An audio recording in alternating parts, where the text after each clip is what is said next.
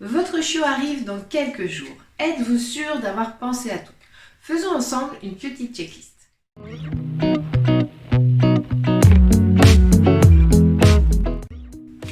Avoir pris le temps de vous documenter sur le développement physiologique et social de votre chiot ainsi que sur ses besoins vitaux.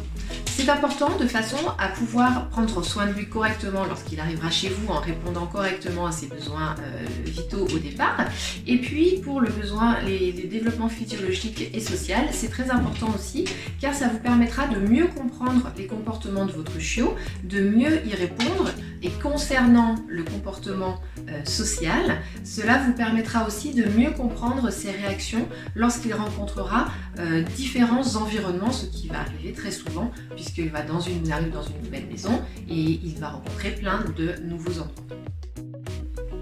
Voyons maintenant le matériel nécessaire. Première chose, les jouets. Alors pour les jouets, il va nous falloir des jouets à ronger d'une part, parce que le chiot effectivement va avoir pas mal aux dents pendant plusieurs semaines, donc c'est bien qu'il ait quelque chose à ronger, à mastiquer. Veillez à ce que justement vous ayez des jouets qui soient suffisamment costauds pour que ça ne parte pas en petits bouts qui pourraient être ingérés malencontreusement par votre chiot. Il nous faut aussi des jouets à tirer, de manière à ce que le chien puisse tirer sur le jouet. Vous pouvez aussi avoir des jouets que vous pouvez lancer, sachant que les jeux de lancer vont vraiment être faits avec modération. On aura ensuite besoin de gamelles, bien sûr, donc au moins 2 gamelles, une gamelle pour la nourriture et une gamelle pour l'eau. Sachez que la gamelle d'eau doit être disponible H24. On n'enlève pas la gamelle d'eau la nuit, elle doit être toujours disponible. Les friandises. Les friandises, on va essayer de prendre le plus possible des friandises naturelles et des friandises plutôt tendres de façon à justement pas blesser le chien qui a déjà pas mal de douleur au niveau de ses dents. Pour le panier, il est important que le chien ait un lieu de repos, un lieu dans lequel il se sente à l'aise, un lieu qui soit confortable. Donc c'est sûr qu'au départ, c'est vous qui allez peut-être positionner le panier à un certain endroit, l'idéal étant justement un endroit calme, en dehors des lieux de passage. Mais vous allez voir au fur et à mesure que votre chiot, petit à petit, va se poser, pas forcément dans son panier, et à d'autres endroits dans la maison. Et c'est très intéressant justement peut-être de respecter les lieux que le chiot choisit pour se reposer et donc finalement que votre panier ne soit pas à un endroit fixe impérativement mais qu'il puisse être déplacé en fonction des lieux que votre chiot choisira. Le matériel pour la balade. Alors il nous faut bien évidemment un petit collier. Lorsque le chiot est vraiment jeune, un petit collier suffit. Les harnais sont peut-être parfois au départ un petit peu encombrants. Donc un petit collier léger en nylon suffit largement. On va avoir besoin d'une longe. Moi je préconise vraiment une longe entre 3 et 5 mètres en fait. De façon justement, ça vous évitera de vous retrouver avec des problèmes de tension sur la laisse plus tard. Puisque avec cette longueur là, vous éviterez toute tension justement puisque vous allez vous déplacer un petit peu en même temps que votre chiot et il y aura suffisamment de longueur de débattement pour qu'il n'y ait pas de tension. Donc c'est un très bon moyen d'éviter d'avoir un chien qui vous tire et qui vous traite très fort par la suite. Après il y a forcément un travail à faire sur la marche en laisse, mais déjà de démarrer avec cette longe et de montrer au chien que finalement il n'y a jamais de tension sur cette longe, que vous n'en mettez pas, vous verrez que vous allez vous faciliter la vie pour la suite. Donc un collier, une longe, on peut aussi avoir une laisse un petit peu plus courte lorsqu'on est dans des zones où effectivement ce sera plus compliqué de laisser du débattement à votre chien. Et enfin un harnais une fois qu'il aura grandi. Un harnais, attention à faire en sorte que ce harnais respecte la physiologie de votre chien et en fait donc surtout pas de harnais avec une lanière, une borne qui passe au niveau des épaules. Votre chien doit pouvoir avoir un dégagement vraiment correct au niveau des épaules lorsqu'il marche. Si vous êtes en ville, n'oubliez pas bien entendu les sacs à crottes. Concernant la voiture maintenant, alors vous aviez plusieurs possibilités. La première, ça peut être simplement d'installer le chien dans le coffre en mettant un filet ou bien une grille qui sépare le coffre de la zone avant de la voiture. Vous pouvez aussi installer le chien dans une caisse de transport. Celle-ci aura dû être amenée de manière très sereine pour le chien. Ce doit être un endroit dans lequel il est habitué à aller avant d'être transféré dans la voiture, de façon à ce que la zone caisse soit quelque chose d'agréable transféré dans la voiture. La dernière option, ce sera la ceinture de sécurité attachée au harnais de votre chien. Enfin, si votre chien vit une partie de la nuit ou de la journée à l'extérieur, il lui faudra un endroit au sec, donc une niche, un petit coin à lui en tout cas, qui sera surélevé par rapport au sol, qui sera à l'abri de l'eau, de la pluie, et puis aussi à l'abri des courants d'air. L'aménagement de la maison maintenant. Alors effectivement, quand un chiot arrive chez soi, c'est quand même un sacré chamboulement. Il faut se rappeler que le chiot va découvrir en fait tout son environnement par la gueule essentiellement. Donc tout ce qui va lui passer à portée de nez risque de finir dans sa gueule. Il va falloir donc que vous délimitiez les zones où votre chien a le droit d'aller et les zones qui vont être interdites, s'il y en a. Si c'est le cas, vous pouvez utiliser tout à fait des barrières à bébé de manière à ce que vous cloisonniez les portes et que votre chien ne passe pas ces accès-là. Vous pouvez aussi utiliser des parcs à chiots, donc c'est plus grand qu'une caisse, l'avantage, et le chien peut bouger, jouer à l'intérieur, etc.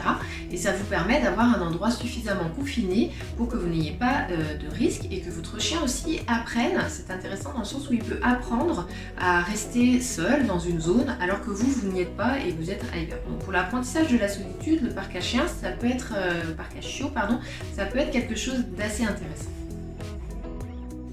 L'aménagement de votre temps. Effectivement, pour vous, ça va être un grand chamboulement, mais pour votre chiot, c'est aussi un très grand chamboulement dans sa vie et beaucoup d'appréhensions peuvent apparaître à ce moment-là, puisque c'est vrai qu'il va quitter, il faut vraiment garder en tête que le chiot va quitter sa fratrie, va quitter sa mère, et donc moi ce que je vous conseille, c'est si c'est possible vraiment de prendre quelques jours de congé au moment de l'arrivée de votre chiot. C'est super parce que ça va vous permettre d'être déjà plus serein quant à la manière de l'appréhender et de mettre en place les choses. Vous allez avoir le temps ainsi de créer du lien qui vient assez vite, mais plus vous serez présent et plus le lien va se faire rapidement. Ça va vous permettre aussi de rassurer votre chiot. Lui, il va s'habituer à votre présence. Vous allez devenir un être justement référent et rassurant. Donc c'est vrai que prendre le temps d'être là les quelques premiers jours d'arrivée de votre chiot, c'est quelque chose qui aidera à la mise en place de cette arrivée. Les premières nuits. Alors les premières nuits, c'est toujours, il y a toujours deux parties. Il faut surtout pas prendre son chien avec soi ou il faut prendre son chien avec soi et on ne sait pas trop se positionner. Pour ma part, je vous conseille vraiment de prendre votre chiot avec vous les premières nuits. Il faut bien comprendre que votre chiot, il est séparé de sa fratrie et de sa mère. Donc toutes les personnes, les individus qui étaient présents dans son environnement disparaissent d'un coup. Tous les points de repère environnementaux disparaissent aussi subitement et il lui faut comprendre ce qu'un individu d'une autre espèce attend de lui. Ça fait énormément de choses à intégrer pour un aussi jeune être vivant et je pense que vous n'allez jamais avoir de problème par la suite parce que vous avez pris votre chiot avec vous dans votre chambre les premières nuits et vous pourrez tout à fait lui apprendre à rester hors de la chambre plus tard. Mais moi je vous conseille au moins la première semaine, voire les 10 premiers jours, voire les 15 premiers jours, de prendre votre chien avec vous. Alors s'il y a des personnes qui sont vraiment gênées par le fait de prendre son chien avec soi dans la chambre, vous pouvez à ce moment-là, vous, aller dans une autre pièce, par exemple sur le canapé de votre salon, si vous avez un bureau, vous installer dans le bureau pendant ces quelques premiers jours, de façon à être quand même avec votre chiot sans être dans votre chambre. Ça vous permet d'avoir une bonne alternative et d'être présent quand même pour lui. Imaginez que depuis qu'il est né, il était habitué à s'endormir près d'une présence physique chaude et rassurante, que ce soit sa mère ou alors ses frères ou ses sœurs. Là, il se retrouve vraiment seul et si en plus il n'y a vraiment aucun être autour de lui, ça devient quand même quelque chose de hyper compliqué. Donc vous allez encore améliorer votre lien avec votre chien et je vous assure que vous pourrez tout à fait lui apprendre par la suite à dormir en dehors de votre chambre. Les premières absences. Lors de vos premières absences, il faut impérativement sécuriser l'environnement de votre chiot. Comme on l'a dit tout à l'heure, à cet âge-là, tout ce qui passe sous le nez va avoir tendance à finir dans la gueule du chien. Les choses les plus dangereuses et les plus courantes, ce sont les câbles électriques. Donc c'est vrai que tout ce qui est câbles qui relient les télés, les ordinateurs, les choses comme ça, il faut vraiment essayer de faire en sorte que votre chiot n'y ait absolument pas accès. Alors soit on barricade les zones, soit effectivement on confine le chiot dans une zone qui sera plus restreinte, soit son parc à chiots par exemple, soit dans une pièce où on ne trouvera pas de câbles électriques. Autre danger, ce sont aussi les produits ménagers, souvent dans les meubles du bas au niveau de la cuisine, et parfois on sous-estime la capacité de curiosité d'un chiot qui peut être tout à fait capable d'ouvrir un placard et donc de s'empoisonner avec des produits qui se trouveraient là.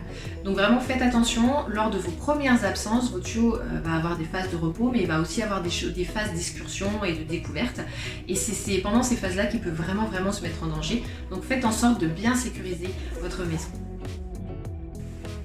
Enfin, faites connaissance. Prenez du plaisir à observer votre chiot, apprenez à le connaître. Vous allez avoir face à vous un être qui sera plus ou moins sensible, ou alors au contraire plus ou moins intrépide, ou plutôt un être qui sera un petit peu réservé. Plus vous arriverez à discerner sa personnalité, plus vous allez pouvoir ajuster le plus finement possible son éducation, et donc avoir un avenir qui sera de plus en plus confortable et harmonieux pour vous deux. Ok, donc résumons-nous notre petite checklist. Il nous faut avoir pris le temps d'apprendre sur les besoins du chiot, sur son développement physiologique ainsi que son développement social. Il nous faut le matériel nécessaire, il faut aménager la maison, il vous faut aussi aménager votre temps lors de l'arrivée de votre chiot, il vous faut sécuriser la maison lors de vos premières absences et enfin prendre le temps d'apprendre à bien connaître votre chiot. Voilà, on a fait le tour de notre checklist des points importants lors de l'arrivée de votre chiot. J'espère que cette vidéo vous aura plu ou en tout cas vous aura aidé. Donc c'est ma toute première vidéo sur YouTube, ça doit se voir, donc soyez indulgents. Et si ça vous intéresse, n'hésitez pas à vous abonner à la chaîne, d'autres vidéos arriveront progressivement. Et puis un petit pouce bleu pour m'aider à continuer. À bientôt!